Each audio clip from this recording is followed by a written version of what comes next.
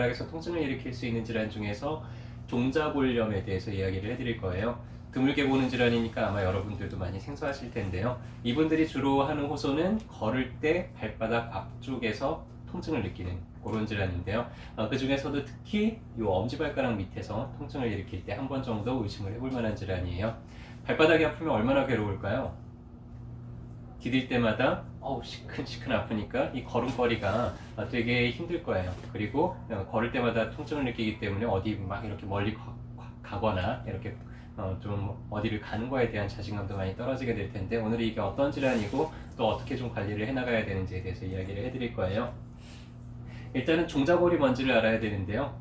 여러분들 식물의 씨앗을 뭐라고 불러요? 종자라고 부르죠. 그래서 꼭 식물의 씨앗만 한 뼈라는 뜻입니다. 종자골이라는 거는 주로 엄지발가락 밑에 거의 대부분 존재를 하고 있어요.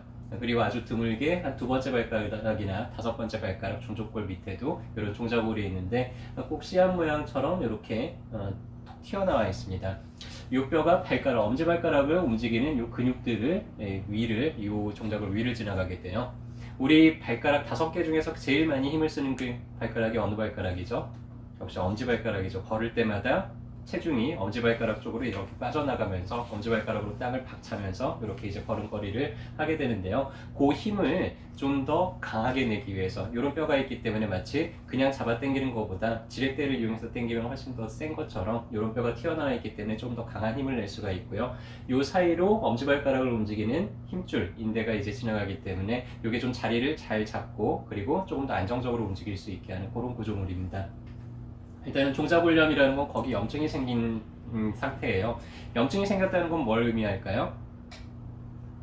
조직에 손상이 가 있다는 얘기입니다. 상처가 나서 우리 몸에서 그 상처를 복구하기 위해서 한참 염증을 일으킨 상태라는 뜻이에요. 상처가 났기 때문에 상처를 건드리면 어때요?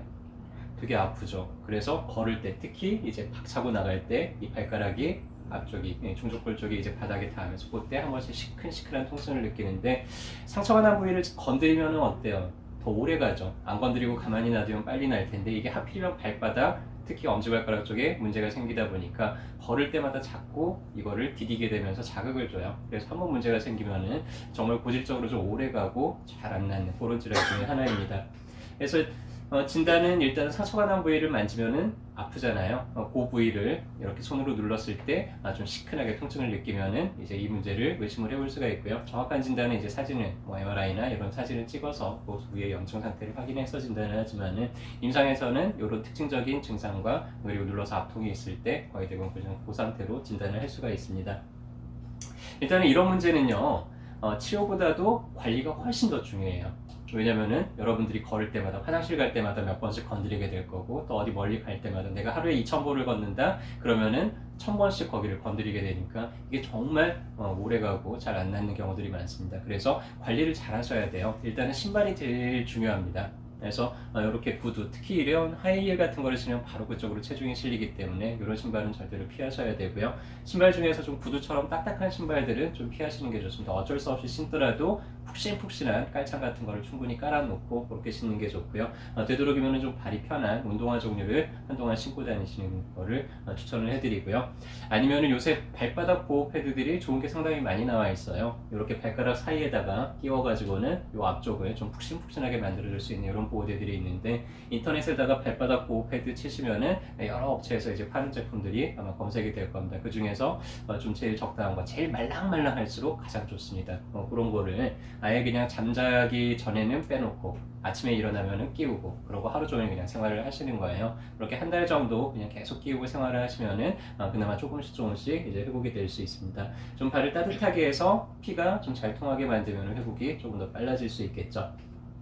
그래서 이런 분들이 이제 한의원에 오시게 되면은 일단은 치료가 상당히 오래 걸려요. 다른 질환들에 비해서. 왜냐면 자꾸 치료를 해도 또 손상이 되고 치료를 해도 또 손상이 되기 때문에 그래도 치료되는 속도를 좀 더 앞당기기 위해서 일단은 이 근육에, 엄지발가락을 구부리는 근육의 긴장들도 좀 풀어주고, 염증이 일어난 부위에다가 공독을 쓰던지 약침을 쓰던지, 혹은 너무 만성화돼서 섬유화가 일어났으면 거기다 도침을 써서 다시 좀 재생을 촉진을 시키던지 하는 방법을 써서 최대한 좀 빠르게 낫도록 합니다.